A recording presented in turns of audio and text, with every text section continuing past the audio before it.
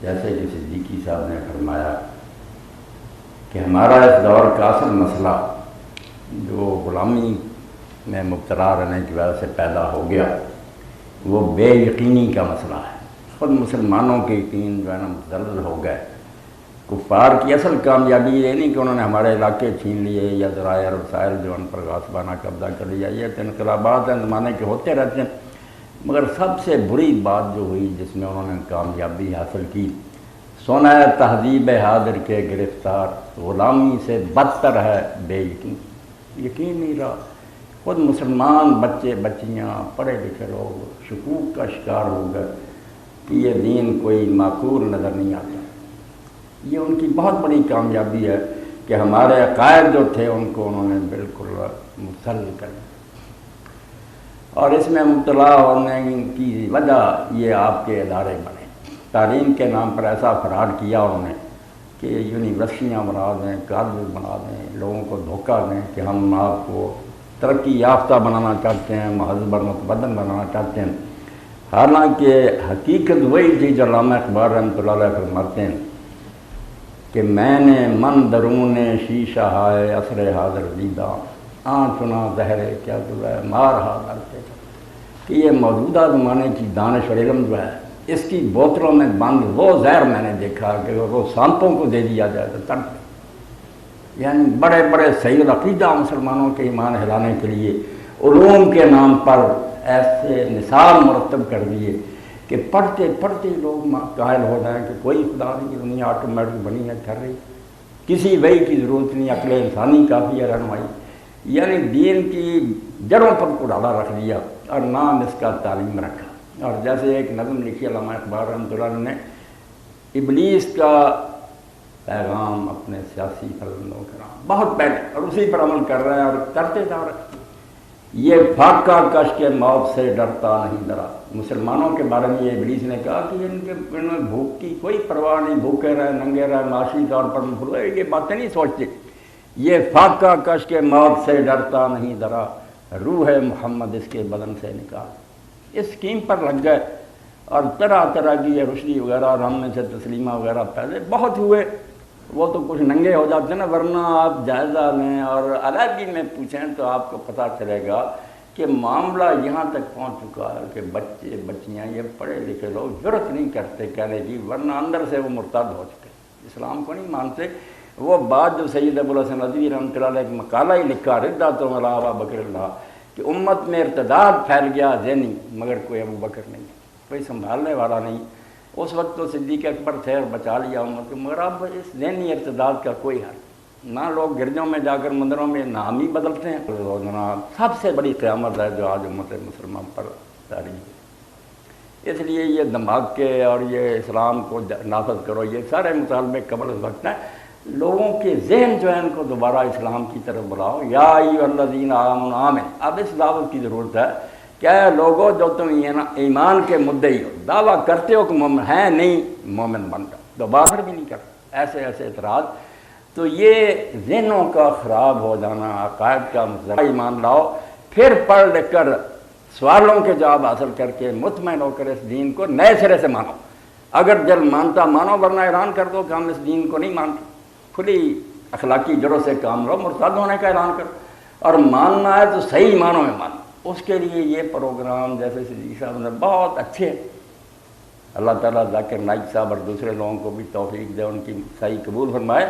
یہ اصل علاج ہے کہ امت کے سوالوں کے جواب دیے جائیں اور لوگوں کو دوبارہ اسلام کے بارے میں مطمئن کیا جائے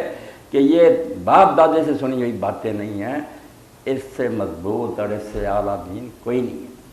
اور اللہ کے رسول علیہ السلام نے جو کچھ ہمیں دیا، دو چار لمحات میں ڈاکٹر میرے ساتھ رندہ صاحب تھے، انہوں نے کہا، کہنا چاہوں گا کہ ہماری بدبختی میں بہت بڑا دخل ہماری فرقہ آرائی کا بھی ہے۔ اسلام کے نام پر گروہ بن گئے،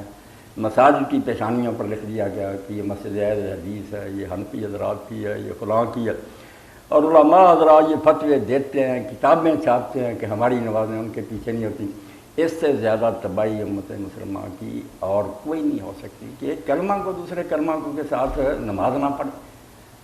حضرت عثمان غنی رضی اللہ عنہ کے زمانہ میں یہ سارے گروہ ظاہر ہوگا، جو ان سے زیادہ اس وقت تشدد تھا یہ رافضی بھی تھے جنہیں شیعہ کہتے ہیں، حضرت عثمان کو قتل کرنے والے۔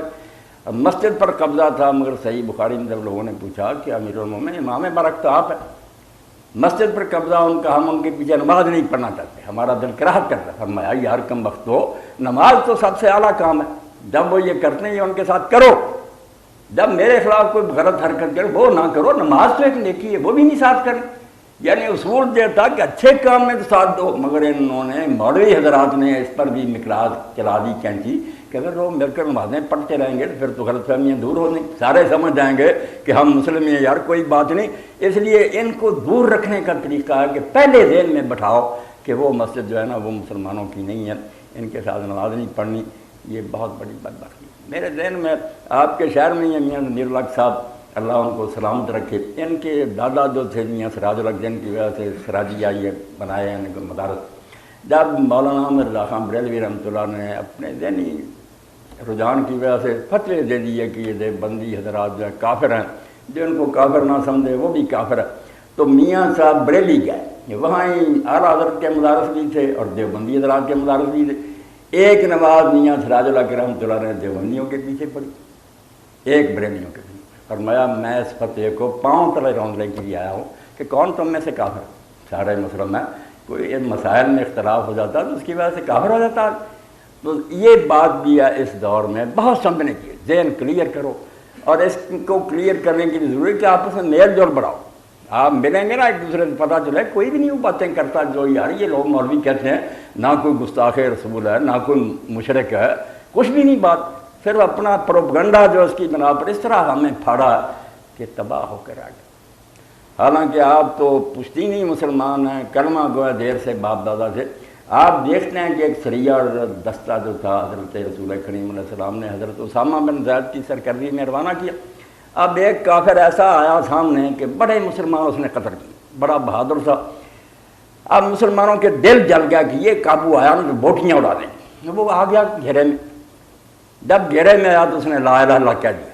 مگر حضرت اسامہ رضی اللہ عنہ نے اس کو قتل کر دیا کہ یہ جان بچانے کے لیے کہہ رہا۔ اب بظاہر حالات تو یہ فیصلہ ٹھیک تھا، کتنے مسلمان مارے تھے، اب قابو آیا کرو، مگر جب اللہ کے رسول علیہ السلام کو اطلاع ملی، لا الہ کا احترام دیکھیں، حضور نے بار بار کہا کہ اسامہ جب وہ قیامت کے دن لا الہ لے کر پیش ہوگا تو اس کا جواب کیا دے گا، تو نے تلوار نیام میں کیوں نہیں کی؟ انہوں نے کہا اللہ کے رسول اس نے تو یہ کیا تھا۔ فرمایا جب لا الہ کہہ دیا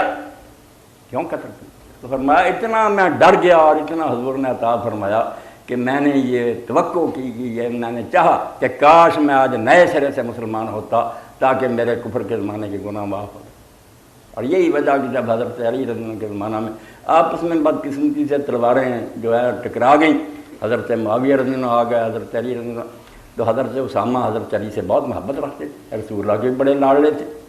تو امیر المومنین نے پیغام بھیجا کہ میرا ساتھ دو، تو انہوں نے کہا امیر المومنین اگر آپ کہیں نا کہ شیر کے منہ میں چلے جائیں میں چلا دوں گا، آپ کی بات رد نہیں کریں، مگر کلمہ گو کی جنگ میں حصہ نہیں لوں گا، مجھ سے تو بہت آدمی جو قتل ہو گیا تھا وہی آج تک میں پچھتا رہا ہوں کہ اب میں اس کا کیا جواب دوں۔ تو جو بدقسمتی سے جب بھی پوچھتی مسلمان اشہد اللہ اللہ اشہد ان محمد رسول اللہ دانوں میں کہہ رہے ہیں نہیں ایک دوسرے کو مسلمان، اب کفار آپ کو کیا تباہ کریں گے، آپ تو اپنی تباہی کا خود سامان کیے ہو۔ یہ دین کے پیشوا ہی نہیں بعد آتے کہ لوگوں سب مسلم ہو، ہر مسجد میں نماز پڑھو، ہر ایک کے پیچھے پڑھو، کوئی بات نہیں، کعبے کو منہ ہے، قرآن تلاوت کر رہا۔ تو یہ ہمارا افتراق اور گروہ بندی یہ بھی ہمیں برباد کر۔ اور ایک طرف اب ایسے لوگ اٹھ کھڑے ہوئے دانشور جو روزانہ آپ کے سامنے آتے ہیں اور فلسفہ بگاڑتے ہیں کہ اسلام جو ہے نا اس کو حکومت سے کوئی تعلق نہیں، بس لوگوں کو نیک بننا چاہیے، اخلاقیات نے چاہیے، یہ بھی بہت بڑا فتنہ، یہ ہمیں نا بزدل بنانے کی باتیں، خسی جیسے کہتے ہیں نا، ایسے ہے کہ مسلمان خسی ہو جائے۔ اسلام حکومت سے الگ کسی چیز کا نام نہیں۔ جو درویش اور صوفی کہتا ہے نا کہ حکومت نہیں چاہیے، اور جو دانش بالکل دین کا ڈاکو ہے، دشمن ہے اسلام کا۔ رسول کریم علیہ السلام ایسا کوئی نظام نہیں لے کر آئے جو رہبانیت والا کہ سارے کو دنیا لوگ پیدا ہو جائیں، اللہ اللہ کریں حجروں میں بیٹھ کر، نہیں، یہ حکومت کرنے کا ایک دین ہے۔ حکومت کے بغیر اسلام نام کی کوئی چیز نہیں۔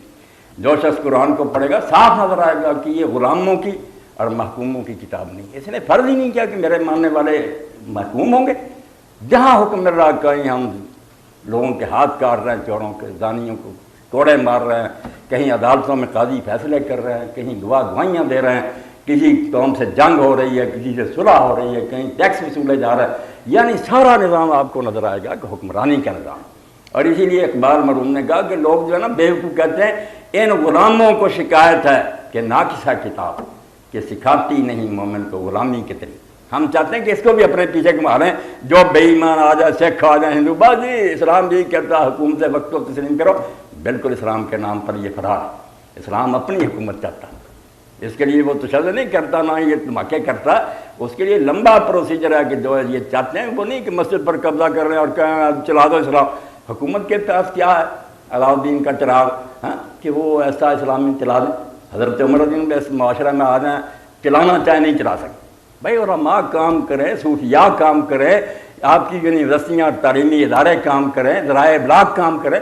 ساری طرف سے یلغار ہو کے امت کا ذہن بنانا ہے۔ سب لوگ پیاسے ہو جائیں کہ واقعی یار جس ماحول میں ہم پھنسے ہوئے ہیں تو اسلامی ماحول نہیں، ہمیں تو ایسا ماحول چاہیے جہاں ہم اپنے دین پر عمل کریں۔ جب یہ طلب پیدا ہوگی پھر کوئی شخص چلائے گا بھی تو لوگ اس کو قبول بھی کریں گے۔ ان حالات میں کیا ہوگا؟ پولیس بھی کرپٹ، جج کرپٹ، سارا اسلامی نظام تباہ ہو جائے گا، بدنام ہو جائے گا۔ تو حال یہ ہے کہ اس کے لیے کام جو ہے نا ادارے تعلیمی بھی ہوں، یہ علماء حضرات بھی اپنا مشن سنبھالیں کہ امت کو اسلامی نظام کا پیاسا بنایا جائے۔ مگر حکومت سے الگ کر کے اللہ کے رسول علیہ السلام کی سب سے بڑی تعریف جو میں سمجھتا ہوں علامہ اقبال نے کی، نعتیں لوگ بہت کہتے ہیں، کون بیان کر سکتا حضور کی، مگر کہتے ہیں از کلید دین در دنیا کشاد ہم چو مثل ام گیتی نزاد، حضور جیسا کائنات نے نہیں جنا، اور جو کارنامہ آپ نے کر کے دکھایا وہ بھی اولاد آدم سے نہیں ہو سکا تھا کہ دین اور دنیا جو اکٹھے ہو گئے، کہ وہی لوگ حکمران تھے اور وہی لوگ سب سے بڑے درویش تھے۔ جو حکمران ہے تخت پر بیٹھا وہی سب سے بڑا مرشد ہے، اس کے ہوتے ہوئے کوئی کسی کی بیعت نہیں کرتا، وہ خود ولی ہے۔ اور اگر وہ قاضی ہے، جرنیل ہے، جو اوصاف ہونے چاہیے، دین کی کنجی سے دنیا کے دروازے کھول، کام سارے دنیا کے کیے، ملک فتح کیے، ترقیاں کی، ادارے تعلیمی بنائے، مگر دین ساتھ۔ یہ کام جو نا کہ دین اور دنیا مکسچر آف اپوزٹس، دو بالکل انر چیزیں اکٹھی کر دی حضور نے، ورنہ پہلے ہی جو لوگ دیندار بنتے تھے جنگلوں میں چلے جاتے تھے، دنیا دار ویسے اخلاقیات سے آ رہی ہوتے، فرمایا نہیں، حکومت کرنی ہے اور ولی بن کر کرنی ہے۔ شوق تے سنجر و سلیم اس کے جلال کی نمود، فقر جنید و باجدید اس کا جمال بے نقاب۔ ایک طرف جنید جیسے ولی حضور کی تعلیم سے پیدا ہوئے، ایک طرف سلیم اور سنجر جیسے سلطان پیدا ہوئے، آپ کے غلام ہیں۔ دنیا چلانی سکھائی مگر دین کے اصولوں کے مطابق۔ اس لیے ایسے فلسفے کہ لوگ حکومت جیسے چاہے آپ نیک ہو جائیں، بالکل غلط ہے۔ لوگ نیک کیسے ہو جائیں گے؟ حکومت کی حیثیت ایسے ہے جیسے ڈرائیونگ سیٹ پر بیٹھا ہوا آدمی، جدھر وہ لے جا رہا کام کو ادھر کو جانا پڑے گا۔ ہم روتے رہیں، دعائیں کرتے رہیں اللہ مکے لے جائے، وہ چین کی طرف لے جا رہا، مکہ کہاں آئے گا؟ حکمران کو معمولی چیز ہے کہ بس جیسا بھی ہو ہم اس کو قبول کریں؟ نہیں، حکمران بھی تبدیل کرنے پڑیں گے، جو اللہ کے دین کو ماننے والے ہوں گے، عمل کرنے والے ہوں گے، جن کی خواہش ہوگی کہ ہم نے خود بھی نیک بننا اور اس امت کو بھی اسلام کی طرف